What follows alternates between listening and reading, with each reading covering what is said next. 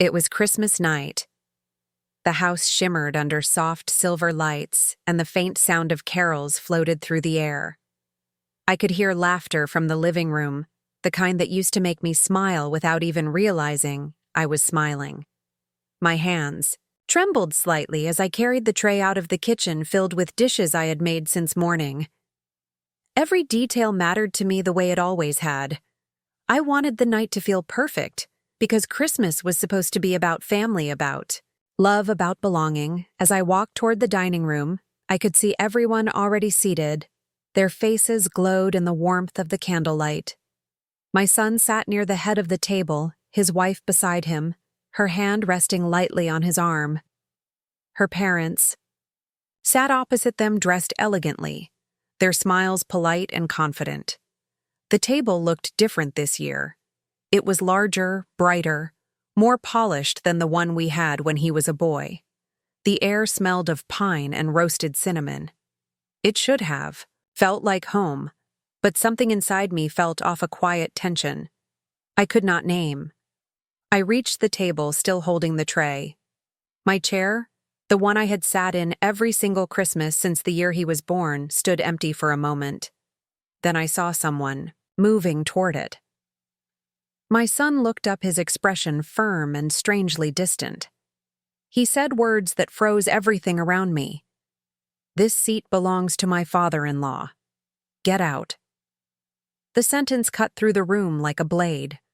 For a moment I could not understand. What I had just heard, I thought it must be a joke, a misunderstanding, a cruel mistake that would correct itself if I just smiled.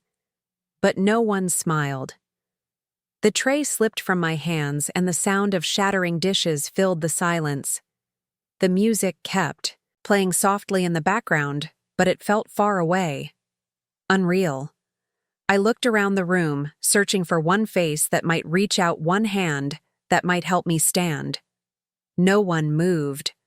My son avoided my eyes. His wife stared at the table, pretending to fix a napkin. Her parents whispered to each other. The clock on the wall ticked loud and cruel, marking every second of my humiliation. I stepped back, the floor cold beneath my feet.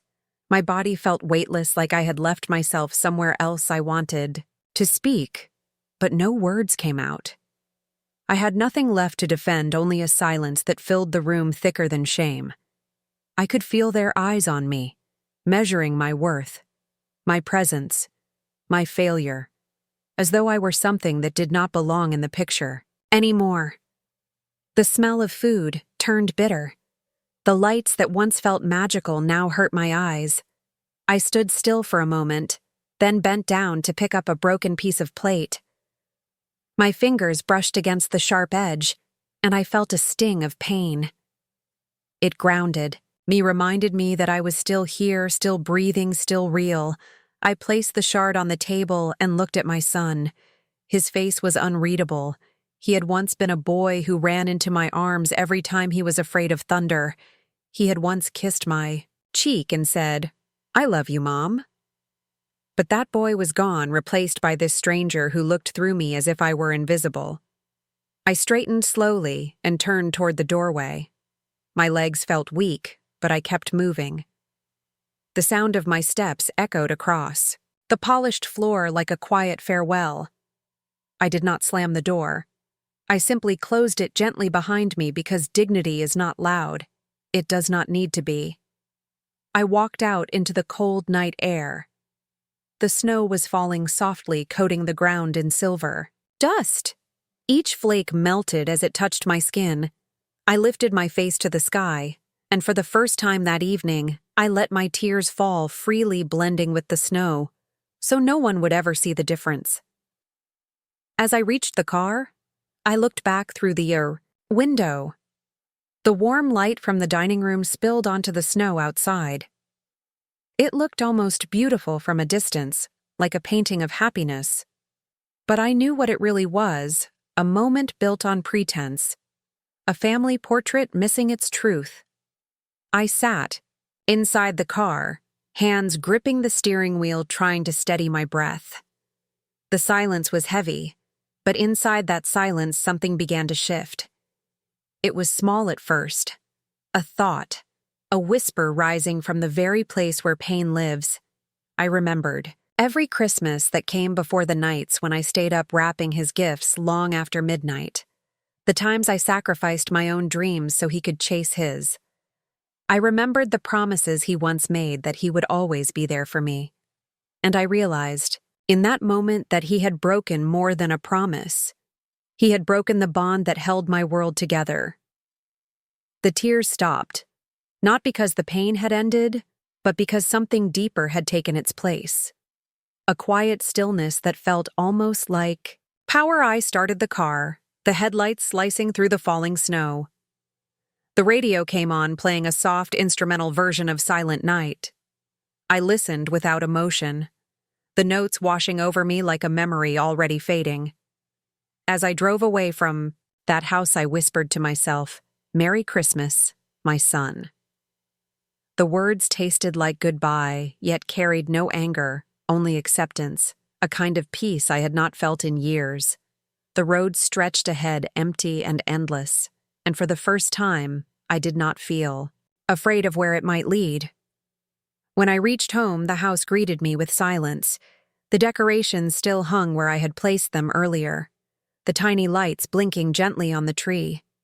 I stood there for a while, taking in the quiet. I felt the loneliness of the space, but also its honesty. There was no pretense here, no roles to play, only truth. I walked to the window and looked out at the night sky.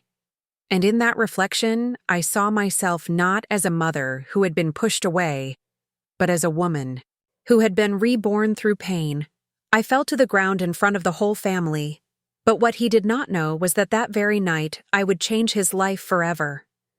When I look back now, it feels like another lifetime, a time when laughter came easily, when a small living room felt like the entire world and love did not need proof or perfection. I can still see the flicker of our tiny Christmas tree in that one-bedroom apartment, the way the lights reflected off his big, curious eyes. He was only 7. Then, a little boy with too much energy and not enough socks because he always lost one. Every morning he would run to me with the same question Mom can. We decorate again, as if every day could be Christmas.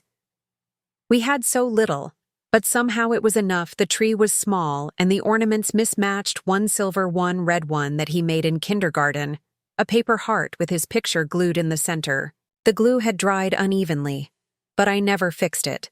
I wanted it, just as it was, imperfect, but honest.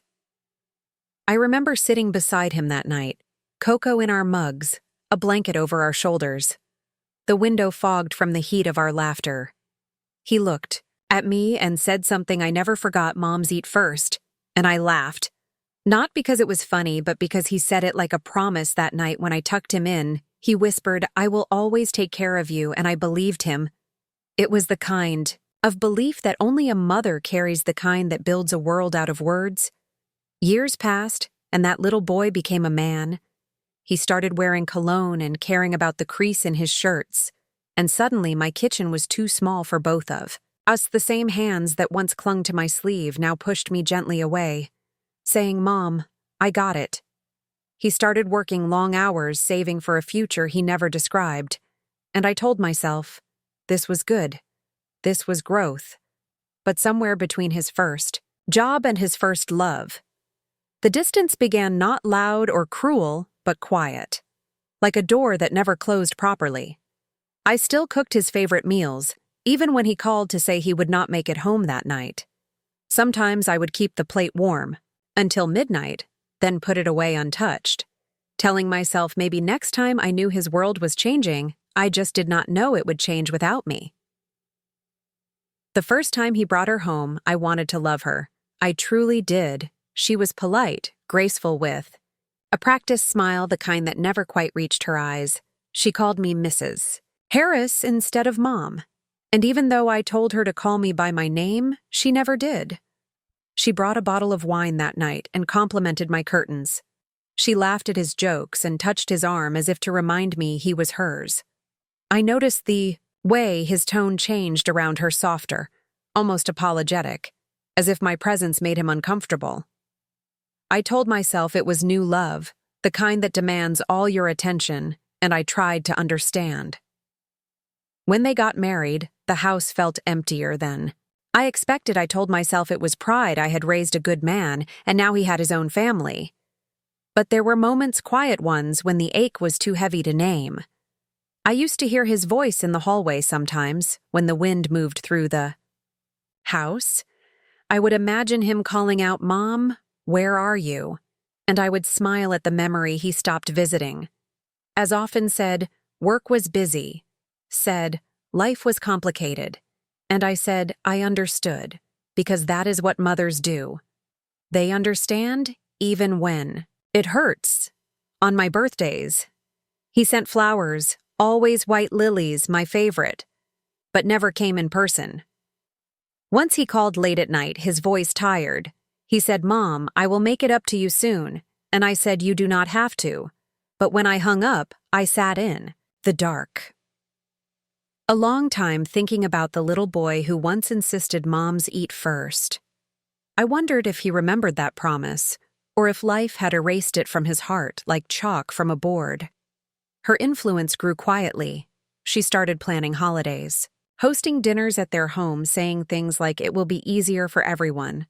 And though my name was always on the guest list, I could feel the distance in every word. One Christmas, she sent a message asking if I could bring dessert. Not the roast, not the main course, just dessert. I smiled at the phone and typed, "Of course, darling." But when I baked that pie, it did not taste the same. Maybe because it was not made with joy, but with longing. There were small humiliations that I ignored, like when she corrected me on how to fold the napkins, or when she took the carving knife from my hand, saying, "Let me help you, it is tradition." I stood there smiling, holding an empty plate, pretending not to notice how invisible I was, becoming my son did not see it, or maybe he chose not to. Sometimes silence is easier than confrontation. One evening after dinner, she asked me if I was lonely. I told her no, but she looked at me like she knew better. She said, "You should travel, maybe find a hobby, join a club, something to fill your time." I nodded politely, but inside, something shifted, because my time used to be filled with him, and now I was being asked to find something else to love. I began to fade from their world, slowly, gracefully, like the last candle, burning down after the guests have gone. I told myself I was okay.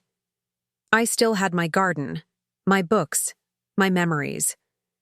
But every time I saw a mother and son in the park laughing over coffee, I felt the sting of what I had lost.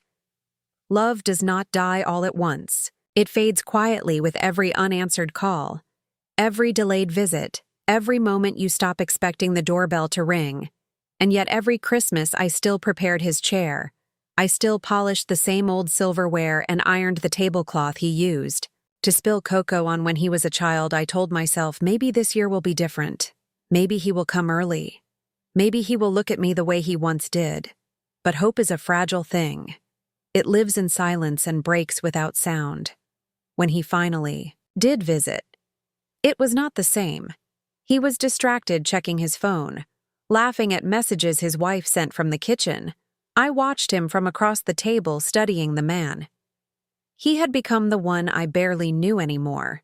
His hair shorter, his shoulders broader, his voice steadier. But the warmth was gone, replaced by something distant, polite and cold. He said all the right words, but none of them sounded like love. That night when they left, I stood by the window watching their car lights fade into the dark, and I realized I had been waiting for a son who no longer existed. Somewhere between love and obligation, I had lost him, maybe to her, maybe to time, maybe to the kind of life that does not have room for mothers. I closed the door, turned off the lights, and whispered to the empty room, "Good night, my boy." And for the first time, it did not echo back. That Christmas evening was supposed to be the one that brought everyone together again. The air was warm with laughter, the scent of roasted chestnuts drifting through the house, candles flickering softly against polished silverware. I stood in the hallway for a moment, holding a tray of apple pie, listening to their laughter. For a second, it felt like the past had returned, like I was stepping into the same warmth that once belonged to me. But I was wrong. I walked toward the table smiling, my heart trembling with that fragile hope only a mother knows. The hope that maybe tonight, things would feel right again. My eyes searched for the seat beside my son, the one I had occupied every Christmas since he was a boy. It was the seat where I cut his turkey when he was small, the seat where he whispered his wishes for the new year. It was mine, not by ownership, but by love. But this time the space was already filled. His father-in-law sat there, chest puffed with pride, his laughter too loud, his presence too heavy. I paused, waiting, thinking perhaps someone had made a mistake. My son looked up at me. There was no warmth in his eyes, just irritation. He did not even hesitate. This seat belongs to my father-in-law. Get out! The word struck sharper than any slap. For a second, I thought I had misheard him. The tray trembled in my hands. Then it slipped, the sound of shattering glass echoing through the laughter, cutting it apart. Every head turned. Silence fell heavy. Only the soft hum of the carol from the speakers filled the room. Silent night. Holy night. I felt my knees weaken. My heart, too. The room blurred, not from tears, but from disbelief. My son, the child who once saved the biggest slice of pie for me, was now watching me as if I were an unwelcome guest. I waited for someone to say something, to reach out, to help me steady myself. No one moved. Not his wife, not her father, not the cousins who used to run to my lap. I bent down, collecting the broken glass with trembling fingers, the scent of cinnamon and apple heavy in the air. My hands bled slightly where the shards cut me, but the pain felt distant, almost merciful compared to what was happening inside me. He said it again, colder this time. I said that seat is for my father-in-law. I straightened up, met his eyes, and in that instant I saw it clearly. The distance that had been growing between us for years had finally become a wall. One I could never cross again. I wanted to speak, to remind him of all the Christmas mornings we shared, of the times I stayed awake sewing his costume for the school play, of how he once promised never to let me eat alone. But words would have been useless. They would only have shattered the last pieces of my dignity, the way the glass had moments ago. So I stood there in silence. My heart was breaking, but I refused to let it show. I picked up the tray, turned toward the kitchen, and walked away. The sound of my footsteps was the only thing that dared to interrupt the heavy quiet. Behind me, someone started laughing again, awkwardly at first, then louder, trying to cover the discomfort. The carol picked up its next verse. My son's voice joined in small talk, pretending nothing had happened. I could hear his wife whispering something about how I should not make a scene. I walked out the back door, into the cold night. The snow had started to fall, soft, slow, and indifferent. The world outside was peaceful, almost cruelly so. I stood there for a long time, my breath visible in the freezing air. Inside, the lights from the house glowed golden through the windows, framing the laughter that no longer belonged to me. I pressed my hands against my chest, as if to hold my heart in place. It felt strange. The same heart that had once carried so much love now felt empty, like a room long abandoned. I thought about going back inside, pretending, smiling, forgiving, the way mothers always do. But something inside me stopped me. A small, clear voice whispered, "Enough." So I turned away. I walked toward my car slowly, each step crunching against the snow. My fingers were numb, my face stiff from the cold, but inside me, a storm had begun to settle. The kind that destroys everything false, leaving only what is real. When I opened the car door, I looked back one last time. Through the window, I could see my son raise his glass in a toast. Their laughter rose again. It sounded hollow, far away, like echoes in a house with no soul.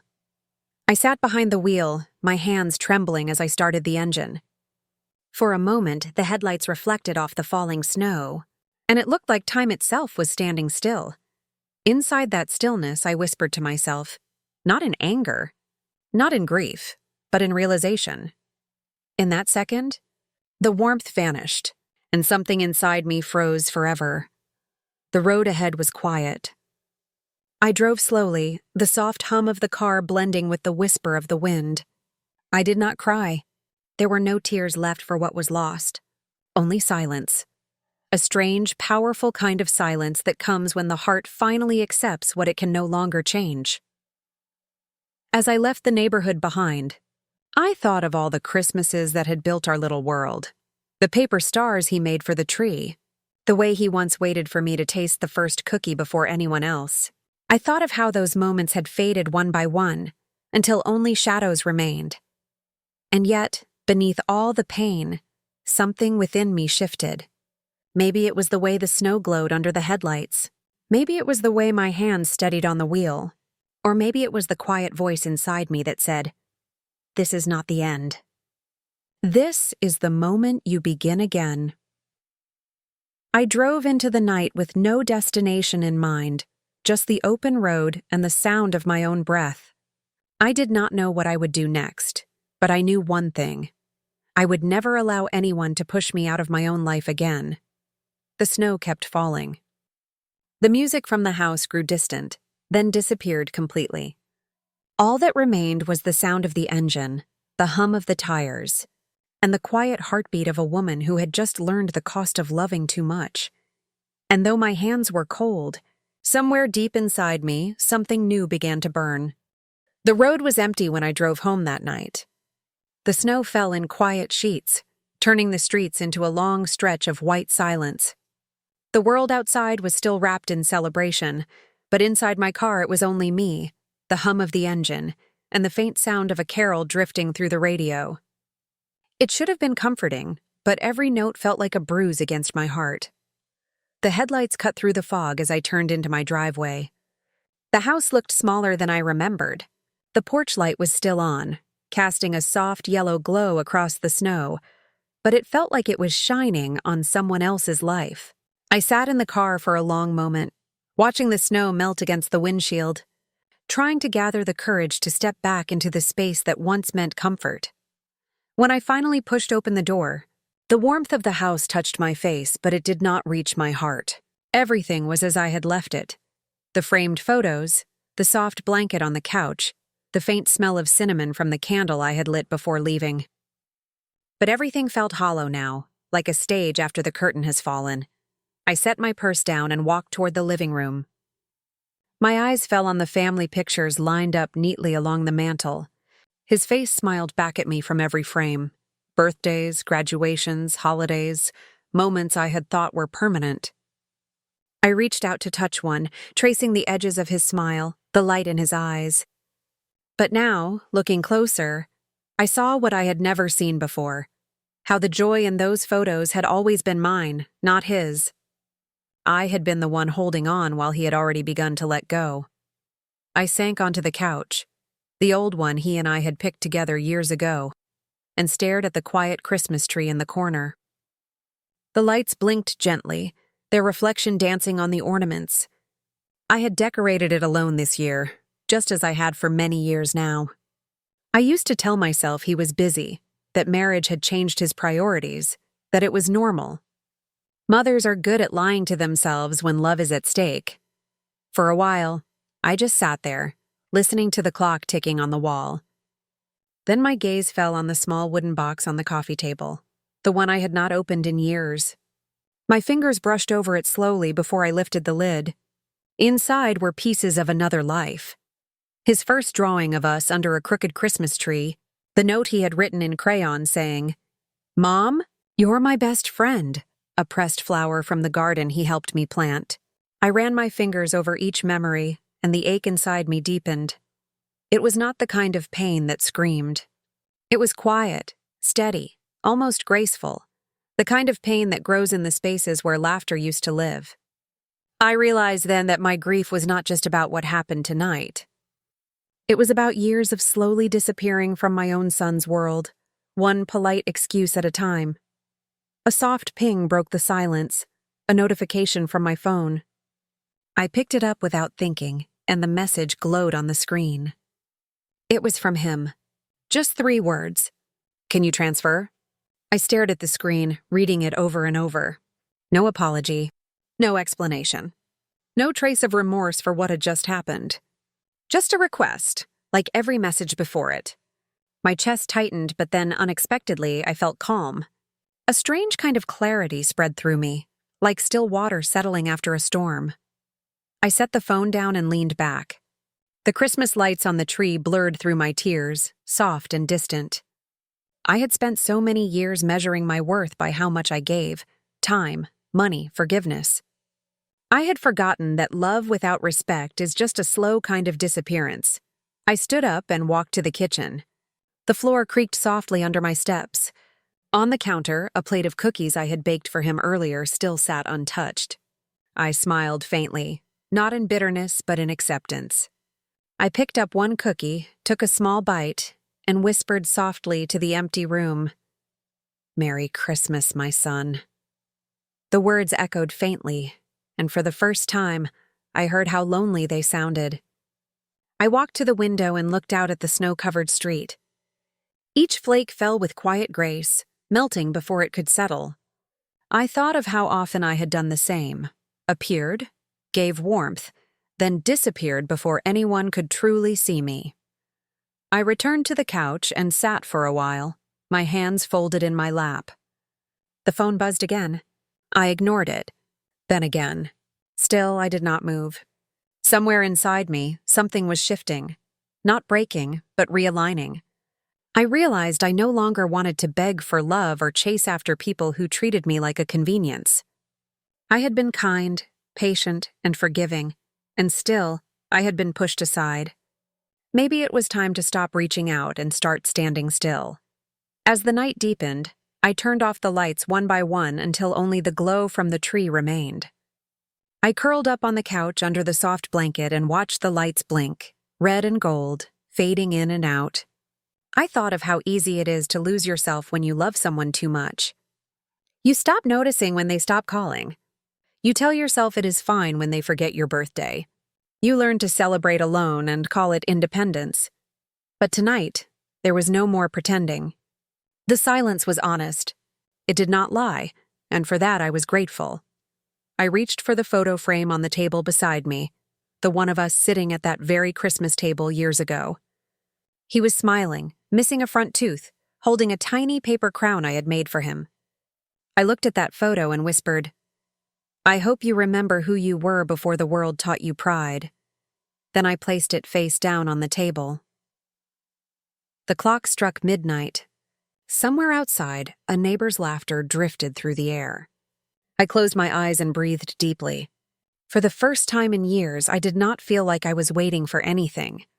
Not for a message, not for forgiveness, not for him. Just stillness. Just me. As I lay there, I thought about the house, how it had once felt like the safest place in the world. How every corner carried his laughter, his footsteps, his stories. But tonight it felt foreign, like a memory that belonged to someone else. I understood now that this house had stopped being a home the moment love had to beg to be recognized. And so, as the snow continued to fall, I made a quiet promise to myself. I would not wait for him to change. I would not wait for an apology that would never come.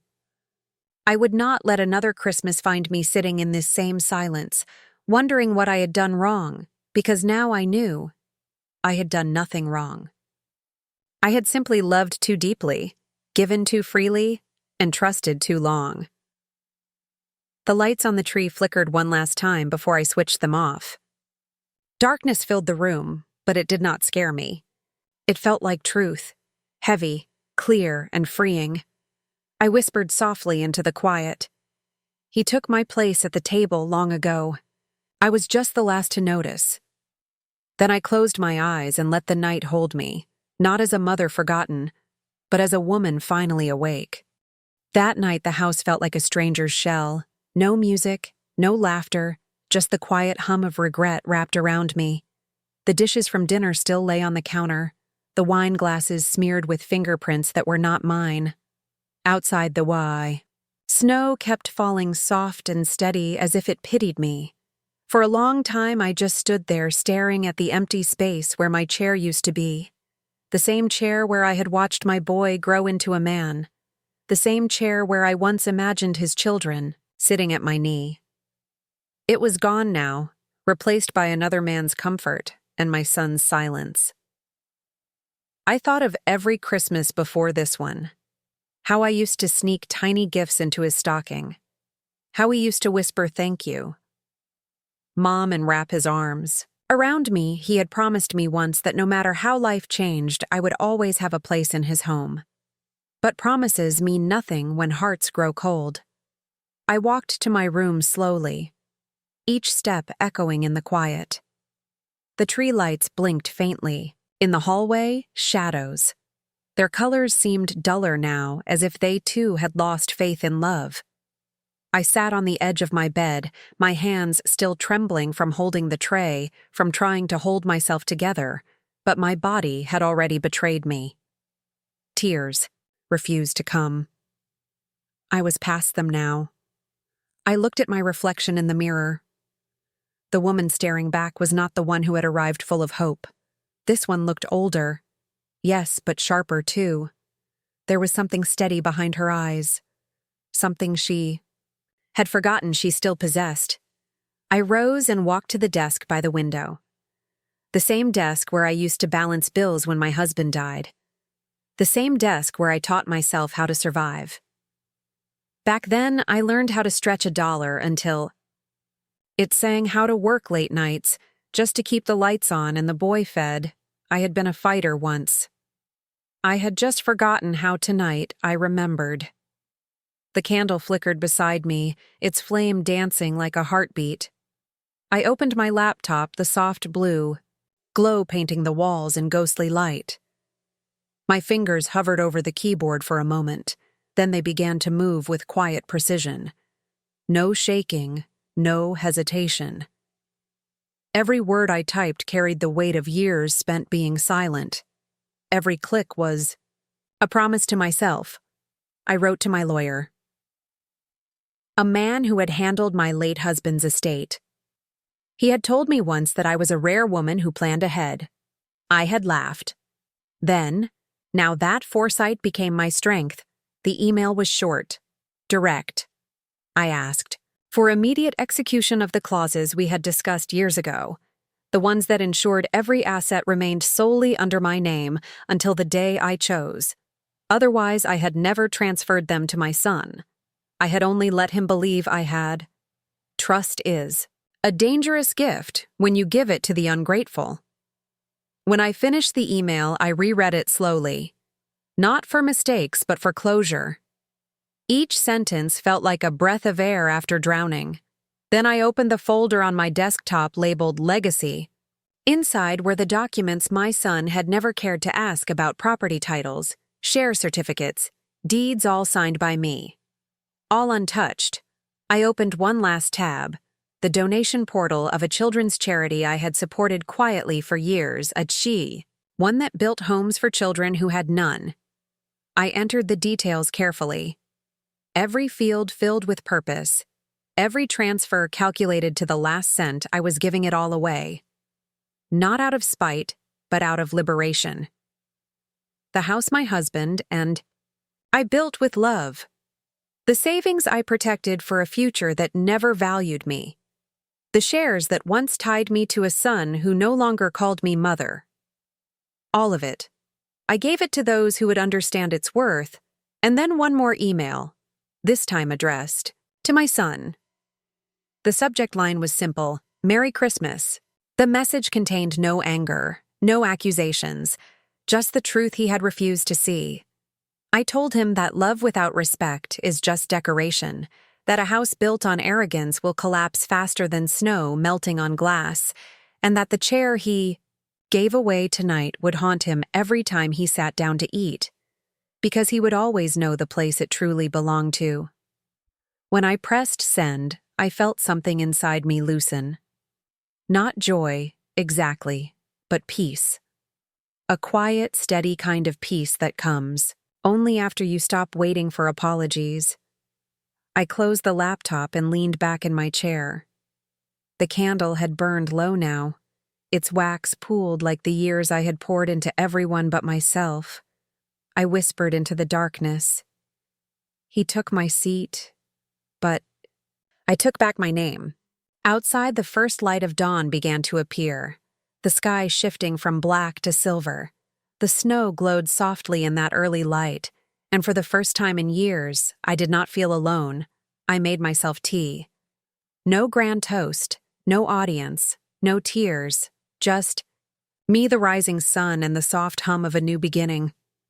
I looked around the room that had once felt like a cell. Now it felt like a sanctuary. I understood then that revenge does not always roar. Sometimes it just breathes. Quietly, deeply, fully. It was not about destroying him. It was about freeing myself from the cage I had built out of love. I had finally chosen myself over his comfort. And that choice felt like sunlight on cold skin. By the time the city stirred awake, I had already packed my bags. Not with regret, but with calm intention. A few clothes. Old photographs. A framed picture of my husband holding our son. I left it behind on the nightstand. Some memories deserve to rest where they died. As I locked the door one last time, the wind caught my hair and carried the faint scent of pine and snow. I smiled. It was the kind of smile that comes not from happiness but from clarity. He would wake up to 47 missed calls from his lawyer and the bank. His wife would ask what was wrong. He would not answer, because the truth would be too sharp to say out loud. He had taken everything I had offered, and in one night I had taken it all back. I walked toward the road where the dawn met the snow, each step lighter than the last. The world ahead, vast and open, somewhere far away, I could hear the church bells ringing, and for the first time in many years, I felt that Christmas had finally arrived. The morning arrived without music, no warmth, no laughter, only the pale light slipping through the curtains, touching a house that no longer felt like his. He reached for the phone beside him, heavy from the night before, and saw the screen glowing. With panic, 47 missed calls, wife, banker, father-in-law, lawyer. Their names stacked like accusations. He sat up too fast. The world spun, his breath uneven, the quiet of the room too sharp, every sound in it foreign. He whispered her name once, twice. No answer. He tried to call, but it went straight to voicemail, that soft, gentle voice still greeting him, the one he had ignored for months. He stood staring at the mirror across the room. His reflection, hollow eyes rimmed red from sleeplessness. The echo of her fall at the dinner table replayed behind his eyes, the way her plate had shattered, the way she had straightened herself and walked away without a word. That silence had followed him home. Now it lived here too. Downstairs, his wife shouted from the kitchen, her voice high and frightened. The accounts are frozen. What did your mother do? He could not answer. His hands shook as he scrolled through his messages the lawyer had written. Please contact me urgently. Then another message, stating by legal right she owned everything. He read it again and again, not believing that the woman he had dismissed so easily could move with such quiet precision. He rushed out without a coat, the frost biting at his skin. His car engine groaned. Alive, he drove through empty streets. Every stoplight a reminder of the choices that had led him here. He could still hear her voice saying, "Be kind, my son. The world has enough cruelty."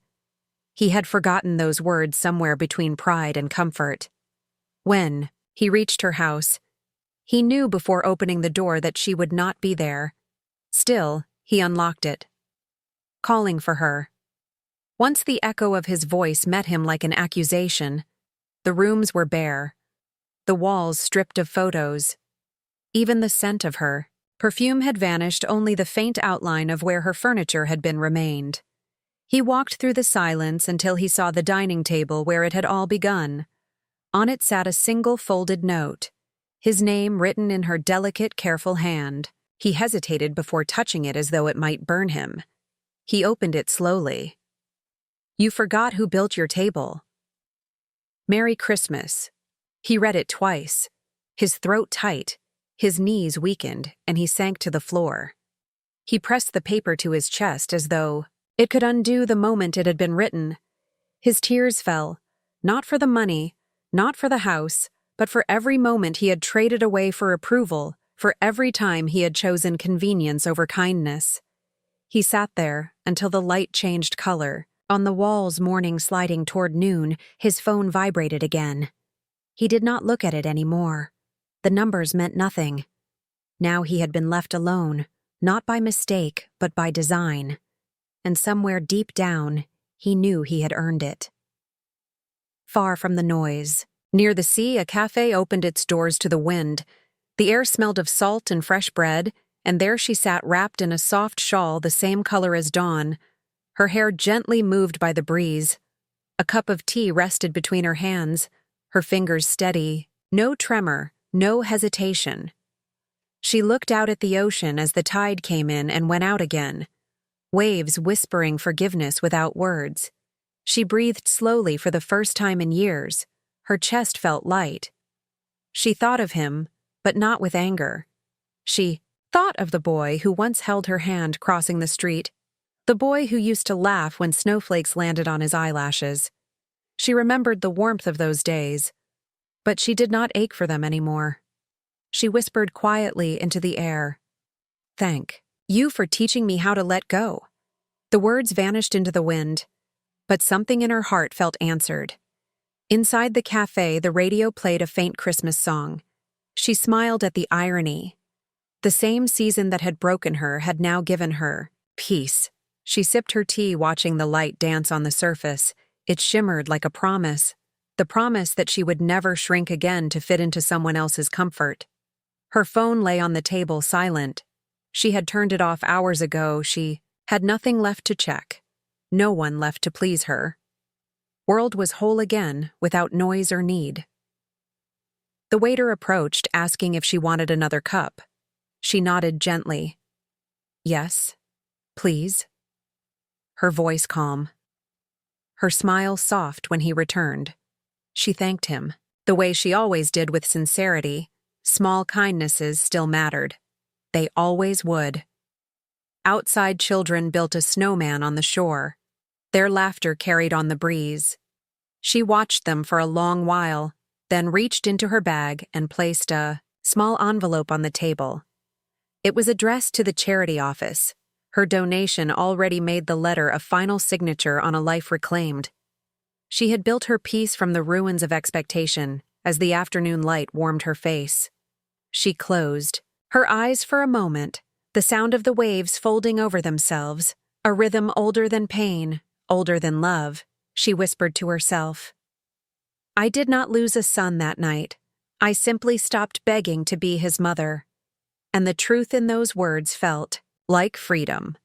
Somewhere across the city, he sat by the window phone, still buzzing, still ignored 47 missed calls glowing like the ghosts of choices he could not unmake. He stared at the message from the lawyer and at the empty house around him, and for the first time in years, he understood what silence meant. It meant consequence. It meant clarity. It meant the end of a chapter written by his own hands. When he woke up that morning, 47 missed calls, he thought it was a mistake. By nightfall, he knew it was a lesson. The sea continued its song, endless, patient, unjudging. She watched it and smiled, her eyes calm her breath. Steady her story, complete her revenge, gentle her healing, hold dignity, had been her answer all along. She had never needed to shout, never needed to punish. She had only needed to walk away. She took one last sip of her tea, set the cup down, and whispered, "Merry Christmas" to no one and everyone at once. Then stood and walked into the light that poured through. The door soft and golden, wrapping her like a promise of peace. If you have ever been pushed aside by those you loved the most, remember, this dignity is the quietest form of revenge. It does not destroy, it restores. Thank you for listening to this story. If it touched your heart, please like, comment, and share it with someone who may need its strength. And do not forget to subscribe for more stories of healing courage and quiet power.